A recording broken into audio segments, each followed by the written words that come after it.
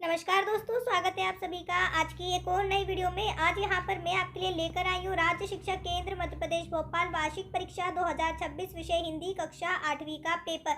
यहाँ पर हम आपको कक्षा 8वीं हिंदी वार्षिक परीक्षा का पेपर बताने वाले हैं। सभी प्रश्नों को ध्यान से देखिएगा और चैनल पर पहली बार आए हैं तो सब्सक्राइब कर दीजिए, जिससे इसके बाद के पेपर की जो भी वीडियो होंगी वो सबसे पहले आप ही को मिलेगी। साथ में फटाक से इस वीडियो को लाइक भी कर दीजिएगा।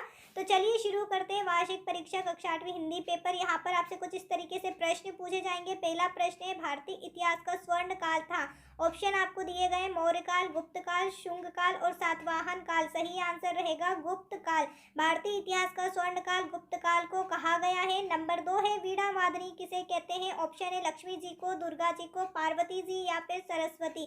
वीणा वादनी हम सरस्वती जी को कहते हैं क्योंकि सरस्वती जी के हाथ में वीणा रहती है।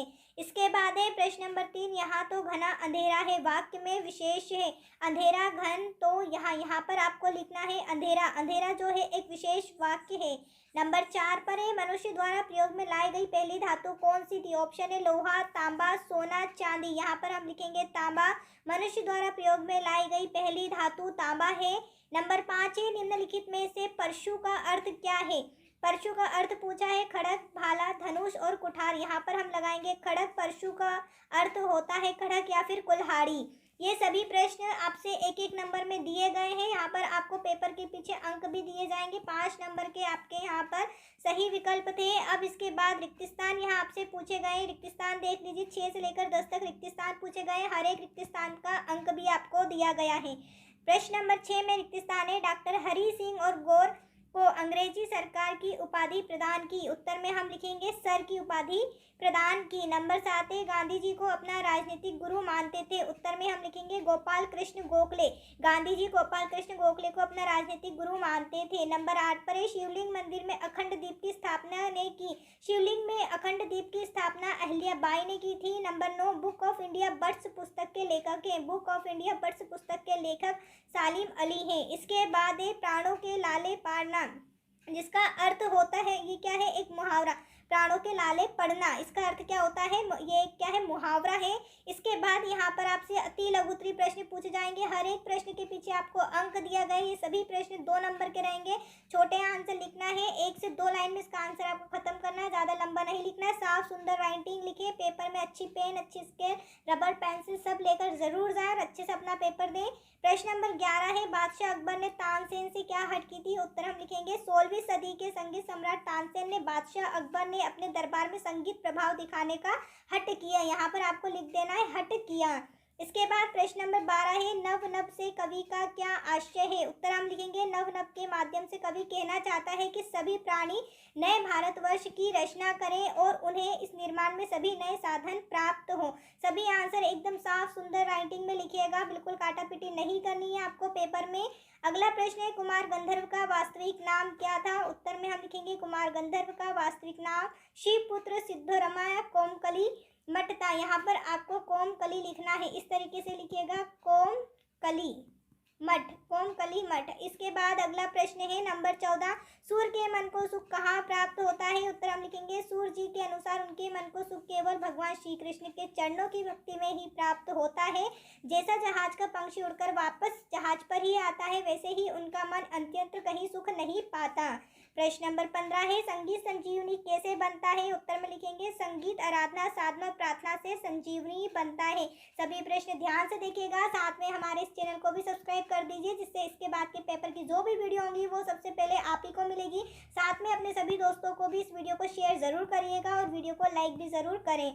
यहाँ पर प्रश्न नंबर 16 है, पटना शहर का पुराना नाम पूछा है। पटना शहर का पुराना नाम आपको पाटलिपुत्र बता देना है। लघु उत्तरीय प्रश्न है, यहाँ पर आपसे 3 नंबर में प्रश्न पूछे जाएंगे। याद रखें, 1 नंबर वाले, 2 नंबर वाले, 3 नंबर और 5 नंबर वाले आपसे प्रश्न पूछे जाएंगे। ठीक है, यहाँ पर हमें इसका आंसर 2 लाइन में या फिर 3 लाइन में लिखना है। उत्तर आपको लिखना है, चिकित्सा ने जो खोया वहाँ विज्ञान ने पाया।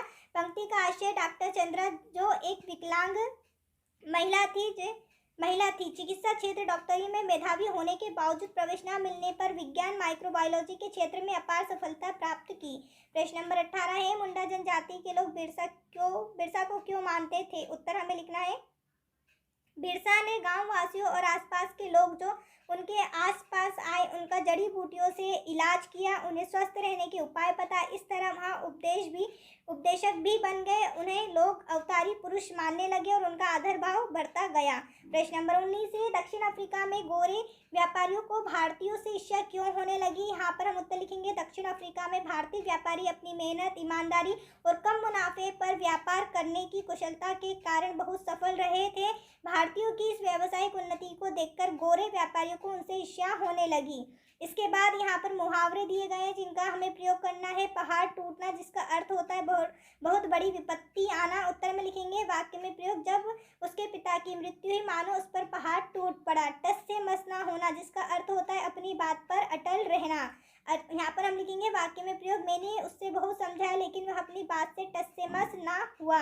9 2 11 होना, भाग जाना, इसका वाक्य में प्रयोग लिखेंगे, पुलिस को देखकर चोर 9 2 11 हो गया। प्रश्न नंबर 21 से, राजा ने पेड़ काटने की सजा घोषित की थी। उत्तर में हम लिखेंगे, राजा अभय सिंह ने सैनिकों के दुष्कृत्य के लिए क्षमा मांगी और ताम्रपत्र पर राजा की आज्ञा को जारी किया गया कि बिश्नोई गांव में कोई पेड़ नहीं कटेगा, यदि कटेगा तो राजदंड। यहाँ पर आपको लिख लेना है राजदंड का भागी होगा। इसके बाद प्रश्न नंबर 22, जिसमें आपसे चरित्र प्रमाण पत्र प्रदान करने हेतु प्रार्थना पत्र लिखना है। प्रधानाध्यापक को सबसे पहले लिखिएगा सेवा में, श्रीमान प्रधानाध्यापक महोदय। यहाँ पर स्कूल का नाम, जो भी आपका स्कूल है, फिर शहर का नाम, विषय चरित्र प्रमाण पत्र प्रदान करने हेतु प्रार्थना पत्र। महोदय, सविनय निवेदन है कि मैं आपके विद्यालय कक्षा 8वीं का छात्र हूँ। मेरे पिताजी का स्थानांतरण दूसरे शहर हो गया है, जिसके कारण मुझे आगे की पढ़ाई के लिए वहाँ के किसी अन्य विद्यालय में प्रवेश लेना होगा। प्रवेश प्रक्रिया के लिए मुझे चरित्र प्रमाण की आवश्यकता है, अतः आपसे विनम्र निवेदन है कि मुझे मेरा चरित्र प्रमाण पत्र प्रदान करने की कृपा करें। इसके लिए मैं सदैव आभारी रहूँगा। नीचे आपको धन्यवाद, आपका आज्ञाकारी छात्र, नाम, कक्षा 8वीं और दिनांक आपको लिखना है। ये आपसे यहाँ पर 3 नंबर में पूछा जाएगा। इसके बाद दीर्घोत्तरी प्रश्न है जो 5 नंबर में पूछे जाएंगे। अंग्रेजों के कारागार में रहते हुए बिरसा मुंडा के स्वास्थ्य पर क्या प्रभाव पड़ा? अंग्रेजों की कैद के दौरान बिरसा मुंडा का स्वास्थ्य काफ़ी बिगड़ गया। उन्हें जेल में उचित चिकित्सा सुविधा नहीं मिली और वे गंभीर मानसिक तनाव में भी थे। अंततः उनकी मृत्यु जेल में हो गई। इसके बाद प्रश्न नंबर 24 है, नीचे गद्यांश को हमें भावार्थ से लिखना है। दिया है शांति का संदेश ही हमने सदा जग को, अहिंसा का दिया उपदेश भी हमने सदा जग को। ना इसका अर्थ हम पुरुषत्व का बलिदान कर देंगे, ना इसका अर्थ हम नारीत्व का अपमान सह लेंगे। उत्तर यहाँ पर आप इसका लिखिएगा। संदर्भ पंक्ति जो है कवि रामधारी सिंह दिनकर की काव्य शैली से है। प्रसंग में आपको लिखना है, पंक्तियों के माध्यम से कवि भारतीय संस्कृति के उस स्वरूप को स्पष्ट कर रहे हैं जहाँ शांति अर्थ कायरता नहीं है। यहाँ पर हम भाव इसका लिखेंगे कि वो इस पूरी लाइनों में क्या कहना चाहते हैं। भारत ने हमेशा विश्व को वसुधैव कुटुंबकम और अहिंसा परमो धर्म का पाठ पढ़ाया। हमने कभी भी युद्ध को पहले प्राथमिकता नहीं दी। यहाँ पुरुषत्व का अर्थ वीरता और स्वाभिमान से है। कवि कहते हैं कि शांति प्रिय होने का यहाँ मतलब बिल्कुल नहीं कि हम वीरता को त्याग दें या अन्याय के सामने घुटने टेक दें। भारत में नारी को शक्ति का रूप माना गया है। शांति की बात करने का अर्थ यहाँ नहीं कि हम अपनी मातृशक्ति के अपमान को चुपचाप सह लेंगे। इस तरीके से यहाँ पर आपको इसका पूरा संदर्भ लिखना है। 5 नंबर में पूछा जाएगा। प्रश्न नंबर 25 में नीचे गद्यांश को पढ़कर उत्तर बताना है। गद्यांश में प्रश्न है, प्रस्तुत गद्यांश के जानवर में बात की गई है। तो यहाँ पर आप जब इस गद्यांश को पढ़ेंगे तो आपको यहाँ जानवर का नाम दिखेगा, कुत्ता। किस जानवर की बात की गई है? यहाँ पर कुत्ते की। उत्तर में हम लिखेंगे प्रस्तुत गद्यांश में कुत्ते के बारे में बात की गई है। भटका हुआ कुत्ता कहाँ घुस गया था? इसी का आंसर आप यहाँ पर देखिए, आपको दिखाई देगा।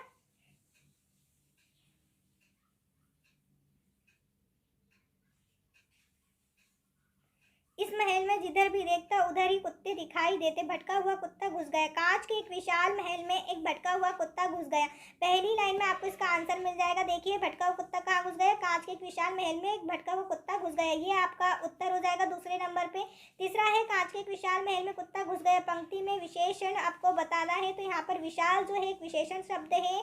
घबरा गया, मुहावरे का अर्थ हम लिखेंगे डर जाना या भयभीत होना। बेहोश शब्द का उपसर्ग होगा। वह शब्द में बे जो है उपसर्ग होगा। देखिए, बे से हम होश हटा दे। देखिए होश और बेहोश, तो बे क्या हो जाएगा हमारा उपसर्ग। इसके बाद प्रश्न नंबर 26 है, निम्नलिखित में से किसी एक विषय पर आपको निबंध लिखना है। ज़्यादा बड़ा निबंध नहीं लिखना है, 75 से 100 शब्दों में लिखना है। खेलों का महत्व, प्रिय शिक्षक और विज्ञान के चमत्कार।